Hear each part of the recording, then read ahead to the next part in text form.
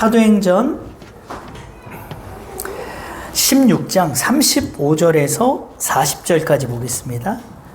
사도행전 16장 35절에서 40절까지입니다.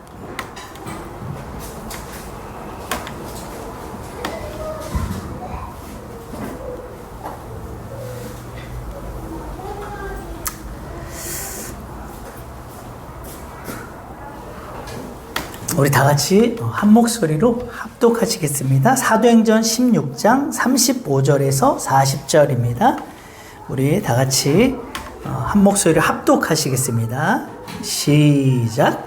날이 샘에 상관들이 부하를 보내어 이 사람들을 놓으라 하니 간수가 그 말대로 바울에게 말하되 상관들이 사람을 보내어 너희를 놓으라 하였으니 이제는 나가서 평안히 가라 하거늘 바울이 이르되 로마 사람인 우리를 죄도 정하지 아니하고 공중 앞에서 때리고 옥에 가두었다가 이제는 가만히 내보내고자 하느냐 아니라 그들이 친히 와서 우리를 데리고 나가야 하리라 한데 부하들이 그 말을 상관들에게 보고하니 그들이 로마 사람이라 하는 말을 듣고 두려워하여 와서 권하여 데리고 나가 그 성에서 떠나기를 청하니 두 사람이 옥에서 나와 루디아의 집에 들어가서 형제들을 만나보고 위로하고 가니라.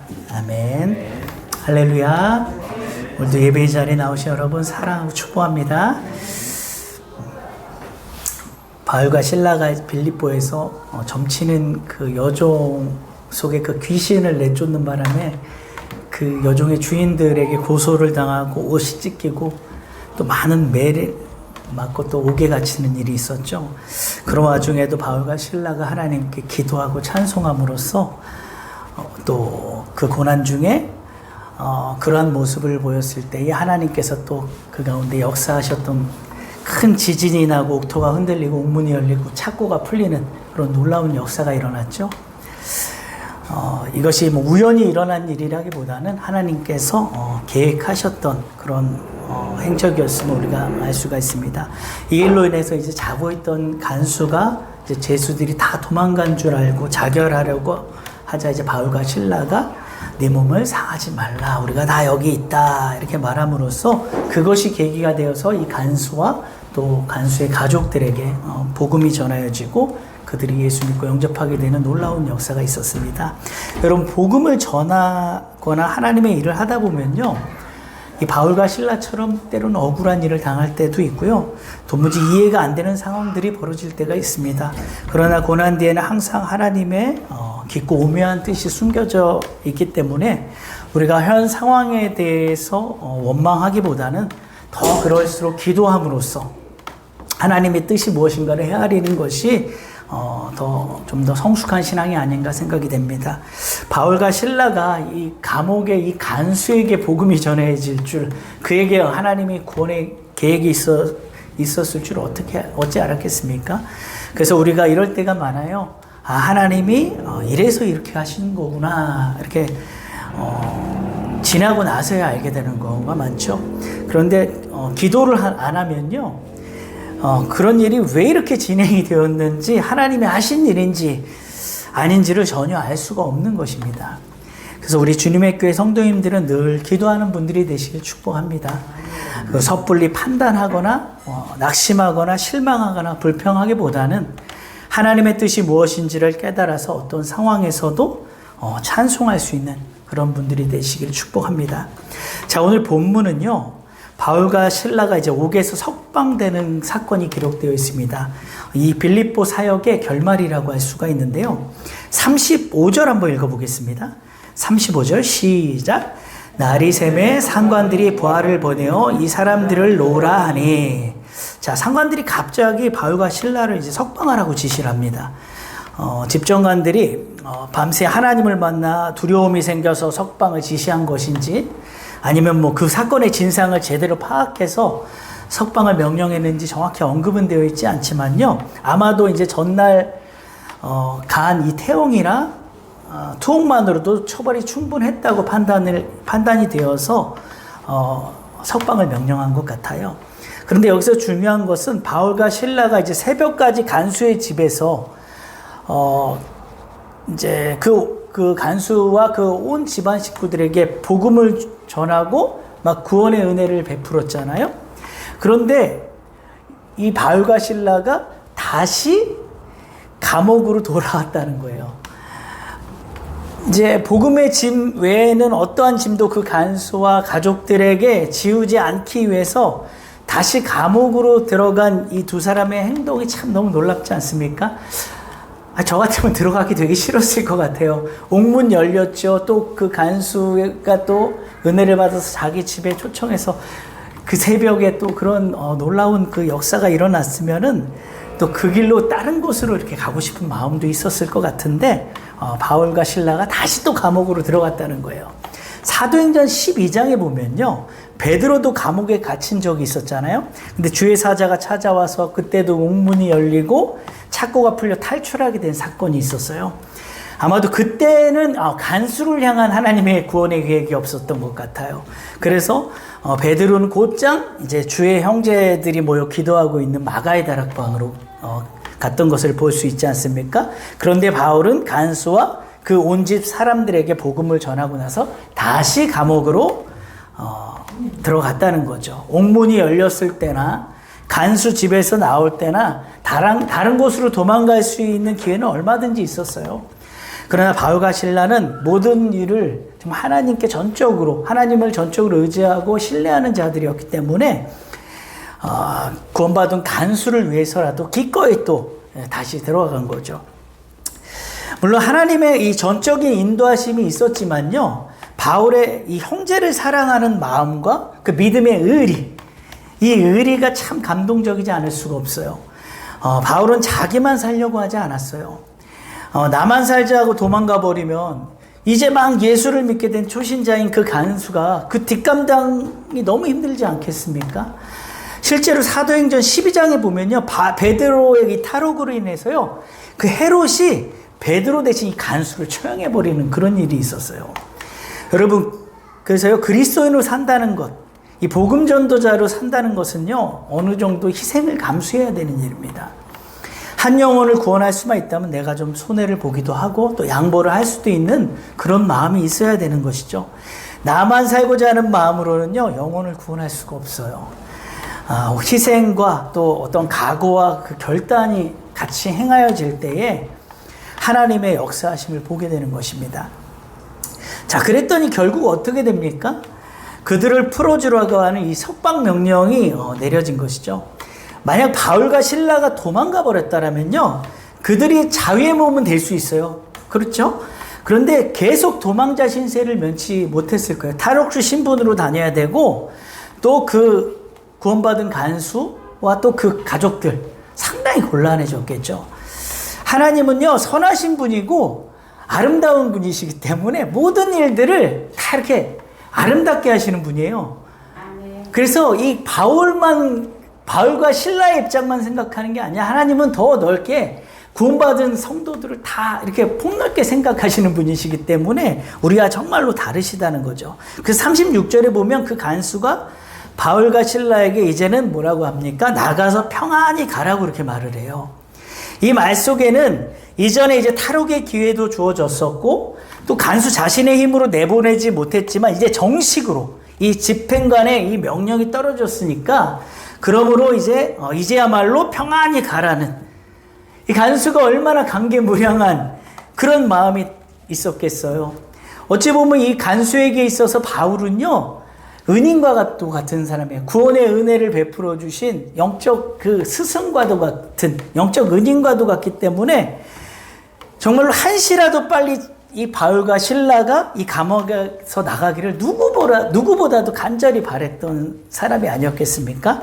그런데 바울은요, 자기들의 이 석방 명령에 대해서 감격해 하는지 간수와는 다르게 정말 전혀 다른 반응을 보입니다. 37절 한번 읽어볼게요.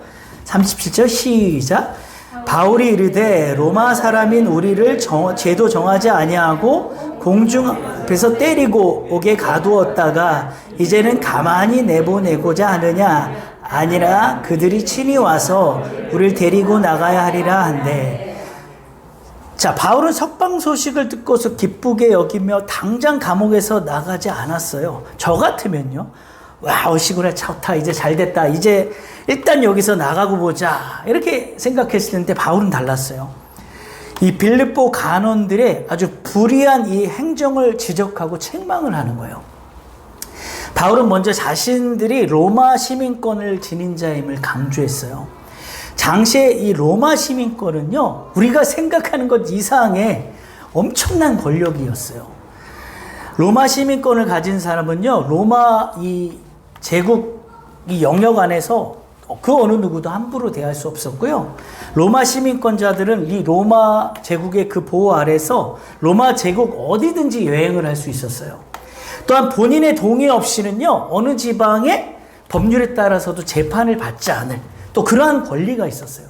심지어 재판을 내가 받았을지라도 그 결과가 내 마음에 들지 않으면 로마 황제에게 항소를 할 수 있는 그런 권한까지도 있었어요. 그런데도 이 빌립보 성의 이 관리들이 바울과 실라가 로마인인지 아닌지 묻지도 않고 임의로 막 매를 때리고 투옥해버린 거예요. 거기에다 이 관리들은 확실한 판결을 내리지도 않고 또 은근슬쩍 은밀하게 또 바울과 이 실라를 석방하려고 하는 지금 그런 장면이죠. 자, 바울은 재판도 하지 않고 무조건 이 고소인들의 고소만을 듣고 매를 때리고 투옥한 처사에 대해서 분명하게 지적을 했고요. 또 은근슬쩍 석방하려는 이 관리들의 이 태도에 대해서도 확실히 짚고 넘어가는 거예요. 너희들이 석방을 하려면 우리가 무죄다라는 이런 공식적인 판결을 통해서 자기들의 이 무죄를 확실하게 입증을 하라는 거예요. 그래서 관리들이 친히 와서 자기들을 데리고 나가야 한다고 그렇게 말을 하고 있는 거죠. 근데 여기서 의문점이 생기는 것이 뭐냐면 왜 바울과 실라가 자기들이 이 로마 시민권자인 것을 매 맞기 전에 이왕이면 감옥에 갇히기 전에 말하지 않고 왜 이제서야 이걸 밝히느냐는 거죠. 사실 로마 시민권자임을 밝혔으면요, 그렇게 매를 맞을 필요가 없어요. 그리고 감옥에 갇힐 필요도 없죠. 여러분 같으면 어떻게 하시겠어요? 아까도 말씀드린 것처럼 저 같으면 내가 로마 시민권자라고 나는 분명히 밝힙니다. 근데 그리고 혹시라도 내가 막 말할 겨를도 없이 억울하게 그렇게 맞게 되면 너네 이제 죽었다. 내가 이제 로마 시민권자이기 때문에 내가 정말로 막 그 속에 내 속에서 막 칼을 갈고 복수를 하려고 했을지도 몰라요. 저는 아직 믿음이 좀 덜 돼서 그런 마음이 있는데 네가 감히 로마 시민권자를 죄를 묻지도 않고 두들겨 패고 감옥에 가두냐? 어디 한번 보자, 두고 보자. 너희 상관들이 이제 목이 날아갈 줄 알아? 막 이런 마음이 제 속에 막 가득했을지는 모르는데 바울은 그렇지 않았어요. 그런 식으로 로마 시민권을 사용하지 않았다는 거예요. 여러분 빌립보서 3장에 보면요, 바울이 이렇게 고백을 합니다. 무엇이든지 내게 유익하던 것을 내가 그리스도를 위하여 다 해로 여길 뿐더러 또한 모든 것을 해로 여기면 내 주 그리스도 예수를 아는 지식이 가장 고상하기 때문이다. 이렇게 말을 해요. 그리고 내가 그리스도를 위하여 모든 것을 잃어버리고 그것들을 배설물로 여긴다라고 이렇게 고백을 합니다. 그러면 즉 바울은요, 자신이 가진 이 로마 시민권조차도요 배설물로 여긴 거예요. 자, 바울의 중심에는 오직 예수 그리스도가 있었고요. 그는 로마 시민권보다 자신이 하늘의 시민권자임을 더 자부심을 갖고, 그것에 더 자부심을 갖고 있었던 것입니다. 여러분, 사람들은요, 누구나 로마 시민권자가 되기를 희망을 합니다. 공부를 열심히 하기도 하고요. 또 돈을 많이 벌어 부자가 되려는 것도, 또 내가 출세하고 높은 지위에 올라가는 것도요, 결국은 이 로마 시민권자가 되고 싶은 마음 때문이에요. 그런데 문제는 세상의 그러한 권력을 이용해서 실제로 어떤 사람들은 특혜를 누리거나 아니면 허세를 부리거나 또는 때로는 요즘에 많이 말하고 있는 갑질을 하거나 뭐 이런 일을 하는 것을 종종 보게 되잖아요. 세상의 권력을 그런 식으로 이제 사용하는 것은요, 결국은 바울의 이 고백처럼 그것은 다 배설물에 지나지 않는다는 거죠. 자, 이 모든 일이 로마 권력에 의해서 묶이고 풀려나는 것이 아니라 내가 믿는 하나님께서 하시는 일이다라는 것을 드러내고자 하는 거예요, 이 바울이. 바울은 하나님이 이 일을 어떻게 행하시는지 묵묵히 바라보면서 순종하는 것을 통해서 이 권력 기관인 로마 당국자들에게 하나님의 역사하심을 말하고 싶었던 것이죠. 당신들이 높은 사람들이지만 당신들보다 위에 계신 분이 계시다. 심지어 로마 황제보다도 위에 계신 분이 계시다라는 것을 바울은 밝히고 싶었던 거예요. 자, 이렇게 바울은요, 기본적으로 하늘의 시민권자라는 이 확신과 하나님의 뜻에 대한 믿음이 있었기 때문에 로마 시민권을 막 함부로 남발하지 않았다는 거예요. 그럼에도 바울이 석방되기 무렵에 굳이 이렇게 로마 시민권자임을 밝힌 데에는요, 또한 현실적인 이유가 한 가지 더 있었어요. 그것이 무엇이었냐면요, 자, 매먹고 감옥에 갇힌 것이 억울해서 이제라도 마음이 변해서 이제 로마 시민으로서 그 권리를 좀 누려보자, 이런 마음이 있었던 것이 아니라 그에게는요, 교회와 성도들을 사랑하고 염려하는 애틋한 마음이 있었기 때문이에요. 빌립보에 믿는 사람들이 이제 막 나왔지 않습니까? 루디아와 그 가족들이 구원받았죠. 간수와 이 가족들 이제 막 구원받았어요. 그리고 귀신 들려 점치는 여종도 이 귀신이 쫓겨난 후에 분명히 믿었을 가능성이 상당히 높습니다. 이러한 사람들로 빌립보 교회가 세워졌단 말이에요. 그러면은 자기가 이제 떠난 다음에 남겨질 이 빌립보 교회와 성도들이 안전하기를 바라는 그런 마음이 바울 속에 있었던 거죠. 만약에 바울이 이렇게 로마 시민권을 행사하지 않으면요, 이렇게 정확하게 이 상관들, 이 관리들의 이 잘못된 행정을 지적하지 않게 되면 앞으로 또 빌립보 교회에 대해서 함부로 하게 되고 어떻게 할지 모르기 때문에 그 남은 성도들을 위해서 이 로마 시민권을 지금 사용을 한 거예요. 여러분, 우리가 전도한 생명들 보면 어떻게든 지켜주고 싶고 또 믿음이 잘 자라도록 이끌어주고 싶은 마음 간절하잖아요. 저는 우리 단톡방을 보면서 우리 이 권사님들 이 마음이 어떻게든 이 새로 오신 분들 믿음으로 세우시려고 하는 그 마음이 너무 느껴져요. 정말 참 대단하시다. 오늘도 이렇게 임영희 성도님 이게 신방을 목사님하고 이렇게 함께 다녀왔는데 그 이제 신방 스토리를 이렇게 신방 가서 이제 예수를 어떻게 믿게 됐는지 그 스토리를 듣는데 참 너무나도 그 스토리가 감동적이고 이 영혼이 너무 귀하다는 그 마음이 들더라고요. 그래서 우리 목사님과 또 우리 신방대원 전체가 어떤 마음이었냐면 너무 귀한 영혼이다. 이분 너무 하나님이 정말 사랑하는 영혼이고 정말로 이 영혼이 하나님 안에서 믿음으로 잘 자랐으면 좋겠다. 이런 마음밖에는 안 들더라고요. 그게 정말로 다 동일하게 그런 마음이라는 것이 느껴졌어요. 그리고 아직 돌아오지 않은 그 가족들이 하루속히 정말 주님께 돌아왔으면 하는 그런 마음밖에 없더라고요.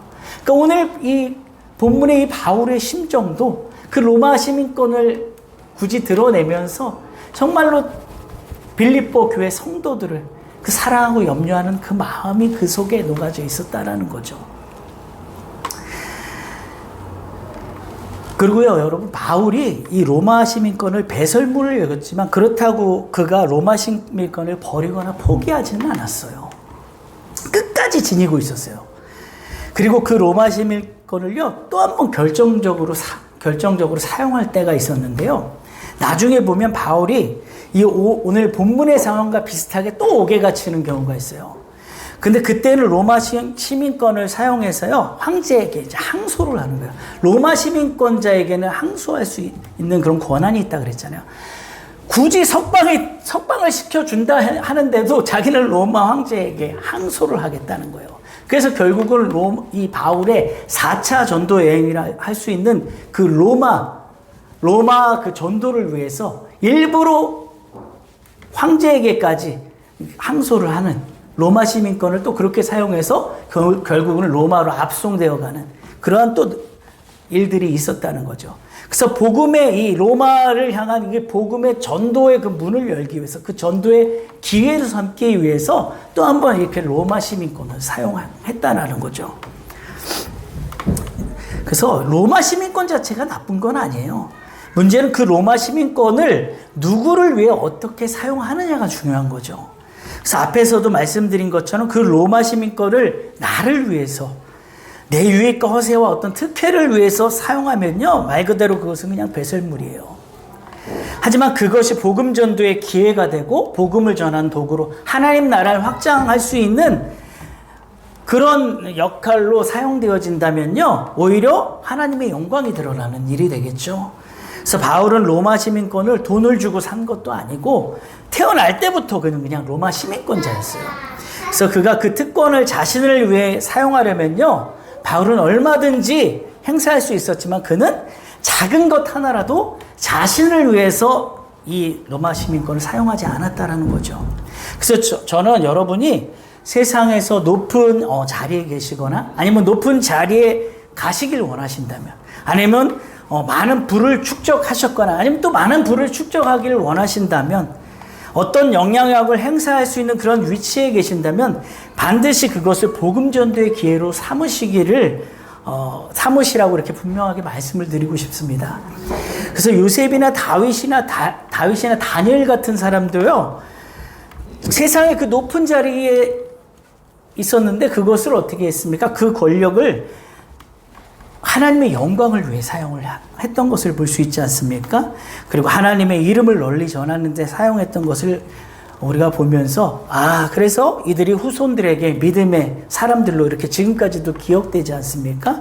그래서 저와 여러분이 또한 우리 자녀들이, 우리가 그래서 우리 자녀들을 교육할 때도 너희들이 왜 공부를 해야 하는지, 왜 출세를 해야 되는지, 왜 그런 이유에 대해서, 왜 돈을 벌어야 되는지에 대해서 분명하게 이렇게 이야기해 줄 수 있어야 된다는 거죠. 하나님의 복음을 전할 수 있는 그 기회로 삼기 위해서 그런 또 우리가 세상에 영향력을 끼칠 수 있는 그런 자리에까지 이르려야 한다고 우리가 우리 자녀들을 그렇게 교육할 필요가 있겠죠.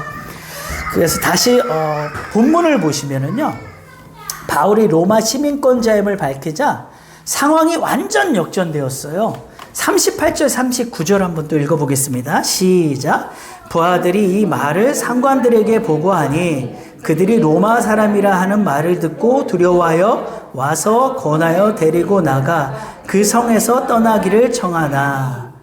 자, 바울과 실라가 로마 시민이라는 보고를 듣자마자 이 집정관들이 이제 두려움에 사로잡히죠. 그럴 수밖에 없어요. 합법적인 재판을 하지도 않고 로마 시민인 바울과 실라를 마구 때리고 오게 가둬버렸기 때문에 이것은요, 로마법을 어긴 범죄 행위고요. 또 로마 시민에게 그렇게 한 것은 로마 제국을 모독하는 행위예요. 그래서 이들의 목이 이제 날아갈 위치, 이제 자기들이 면직을 당할 수도 있는 그런 상황이었기 때문에 이 보통 범죄가 아닌 거예요. 그러니까 두려워하지 않을 수가 없죠. 그래서 자기들이 심한 형벌도 받을 수 있기 때문에 두려워서 이제 지체 없이 바울과 실라가 갇혀 있는 그 지하 깜방으로 찾아와서 이제 굽신굽신 거리는 거예요. 그래서 바울과 실라에게 나오기를 청하면서 직접 감옥 바깥집 이제 바울과 실라를 인도한 다음에 자신들의 이 잘못을 문제 삼지 말고 조용히 다음 목적지 향해 이렇게 가라고 간청을 하는 거죠. 자, 그리고 이제 날이 밝아서 빌립보의 이제 집정관들로부터 이제 사과를 받고 추록한 이 바울과 실라가 무엇을 하는지 한번 보겠습니다. 40절 한번 읽어볼게요. 시작. 두 사람이 옥에서 나와 루디아의 집에 들어가서 형제들을 만나보고 위로하고 가니라. 자, 바울과 실라는 이제 감옥에서 나오자마자 어디로 갑니까? 루디아의 집으로 가요. 루디아의 집에 다 모여 있어요. 이제 거기에 루디아와 루디아의 가족들. 그러니까 지금 빌립보 교회 아니에요. 거기 또 디모데와 누가도 거기 있었단 말이에요.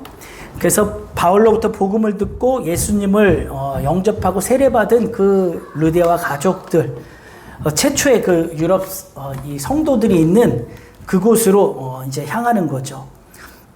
그리고 거기 가서 뭐 하겠습니까? 그들을 위로했다고 하잖아요.